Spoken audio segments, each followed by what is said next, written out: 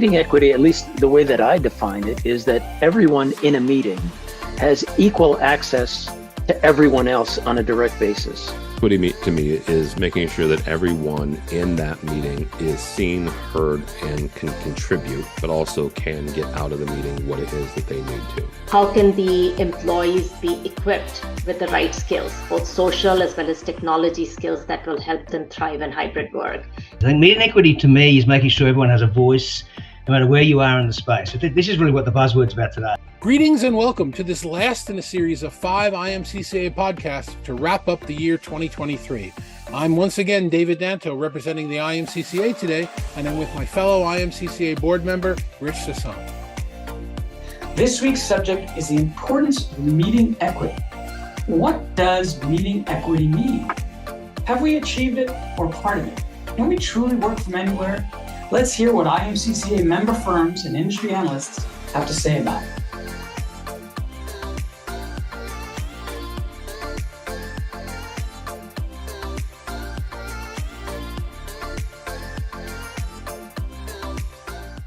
Meeting equity is an environment where people, regardless of where they're located, are equal participants in a meeting. Go back to the old days, the people who were dialed in really didn't know what was going on in the meeting. Now we've got scenarios where there's a mix of people at home, mix of people in the office. People who are at home may not be able to see the people that are in the office very effectively, might not be able to collaborate with them if they're still using shared whiteboards. We see in our research about 30% of companies are actively investing in tools to improve meeting equity. Those include adding touchscreens into meeting rooms for people to be able to co-work together on content, multi-room camera systems, center cam systems, intelligent capabilities that grab people in the room and frame them into their own window. I think it's going to be a huge area going forward because I think people realize that you can't go back to the way things were, where you have meetings where there may be an advantage for people who are in the office or even an advantage for people who are at home who can collaborate in chat and whiteboards and so on. And it typically refers to an equal experience for in-office and remote user. And they're really speaking about video and audio. So as I look in this space, we all have pretty well lit rooms. I hear everybody clearly. And as Stephanie was discussing earlier about inclusivity of the meeting, it means that if somebody wants to be heard, they can be heard. It used to be that if you weren't in the meeting room, you felt a little out of it. But since COVID, it's actually been the opposite, in that sometimes we have better tools on our screens that show all the meeting participants. It shows their names. There are ways to chat. And there are a lot of tools that we actually have in the meeting experience from working remotely than when we're actually in the in-person meeting. And I am of the opinion that audio is way more important than video.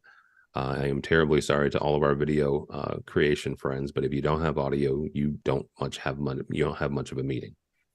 In terms of meeting equity, the two things for me are making sure that you've got consistent, good quality technology, you've got great non-reverberant spaces, you've got good bandwidth, so you've got an equal playing field in terms of the technology, whether you're remote or otherwise. And that then it's up to the facilitator to make sure the people with the smallest voice in the room get a say. So today we have to look around the room and say, what does this person need to be included? What does this person need to be successful? And it might not be the same thing that the person needs next to them.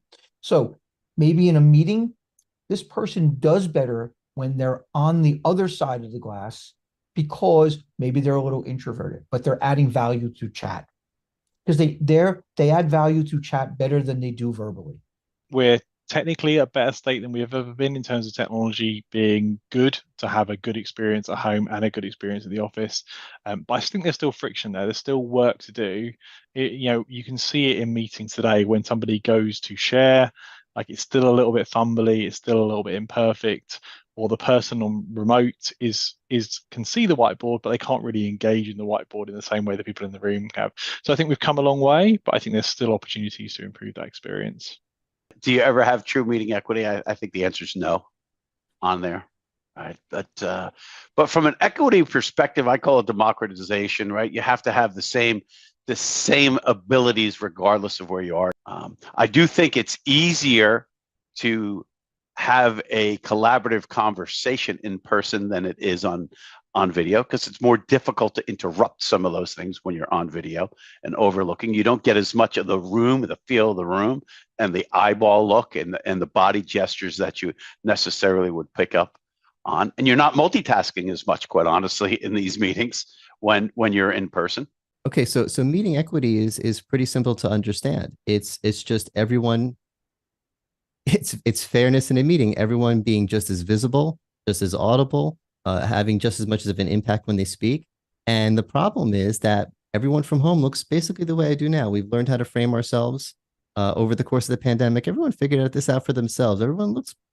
Y'all looking pretty good out there on camera at home, and in a meeting room, I might look like this.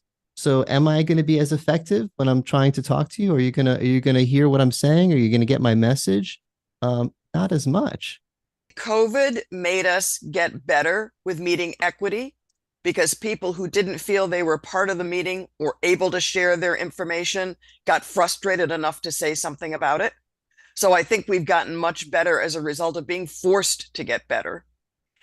I think there's still meeting equity needed in any meeting, i.e. things like what's the agenda, who's presenting, what material is going to be shared and how. That's almost meeting equity for a face-to-face meeting, let alone a meeting at a distance. So we've come an awful long way, I think, in enabling that kind of thing. And I think enabling people to really be part of content collaboration activities in real time, for example, is now starting to be a reality. Seeing everybody that's in the meeting is now starting to be a reality. Recognizing the faces and the expressions on those faces in the meeting to know whether they're getting irritated with you or not is now starting to be a reality. This is really, it's starting to get there. Now, there's always going to be challenging use cases. And I think those are the things, right? We're now starting to deal not just with the small meeting rooms connecting with home office workers and so on and so forth, but we're now starting to think about those bigger meeting rooms, right? And the boardrooms and the auditoriums and the large classrooms and these kind of spaces as well. In the context of audio, because we're, first and foremost an audio company, the notion that in a bowling alley style room, the person in the back of the room cannot hear with the same effectiveness as the person in the front of the room, or the person in the front of the room is being drowned out by a volume which has been raised to the point to allow the person in the back to hear. It is unequal in that context. The way that I define it would be making sure that everybody who is in a meeting has the best possible experience for how they're showing up in the meeting. So that means people who might be in person should be able to collaborate and communicate with people who are remote as simply as the people who are remote should be able to see who's speaking in a meeting, see them, enough up close enough to be able to discern facial expressions and even micro body language and things like that get missed when someone's further down in the room. Some of it's technical and some of it's, more training around how to facilitate an effective meeting. I think still there's extroverts that regardless of whatever technology, they're going to say more and say it loudly and talk over people. And then there's introverts who have a lot to share and oftentimes, sit back and think deeper.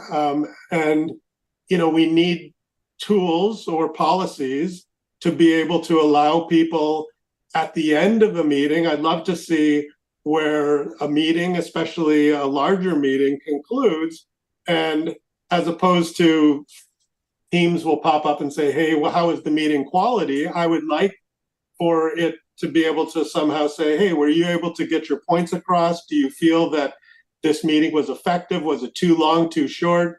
Did we have too many people, not enough people? That would be effective meetings. And I think that meeting equity, when you drill down and say, well, why do we want meeting equity? It's because we want effective meetings. Number one, we have to start from the fact that the equitable experience is nirvana. That is the goal. But even pre-pandemic, we would have never had equity, right? I get the wrong seat in the room. I'm by the window. And then the other part too, let's take the demographics. Let's take the social component in mind. bunch of different people with different ranks and different teams and different levels in a meeting, and maybe someone didn't speak.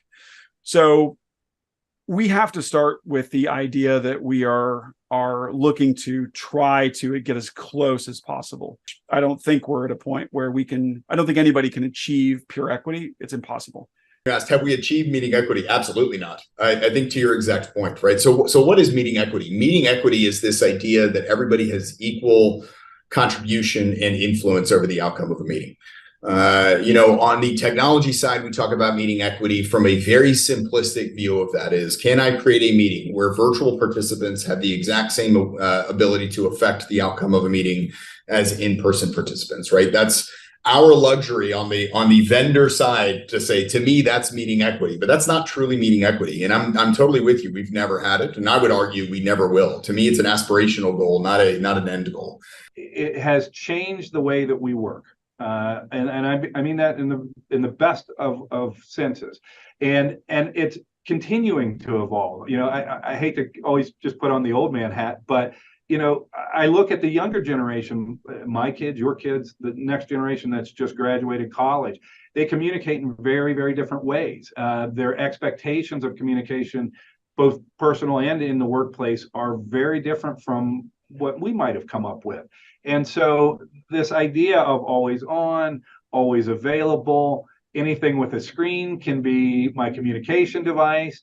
That has absolutely revolutionize the way that we all work. One of the effects of the pandemic is we sort of have all evolved into the least common denominator type meetings. Whereas before, when we were all in the same rooms, we used physical objects. We knew we could see each other's gestures. We could use the whiteboard. We could stand up and write things. And during the pandemic, we got used to having meetings, not accessing any of that. And even now that we started to come back, we've been hesitant about bringing those back into our meeting spaces and really leveraging the virtually or physically being in one space. And we haven't gotten there yet. And maybe part of it's technology, part of it's socially. You're back in, you're in an office, but you're still doing basically Teams meetings in your own offices, because you have yet to go back to being in that physical space. Like I said, even physically or virtually. We haven't gotten there yet. That's it for this week's 2023 Wrap Podcast. We hope you enjoyed this series of IMCCA podcasts and look forward to many more in 2024. For all of us at the IMCCA and from the respective member companies, we wish you and yours a happy, healthy holiday season and a safe and prosperous new year.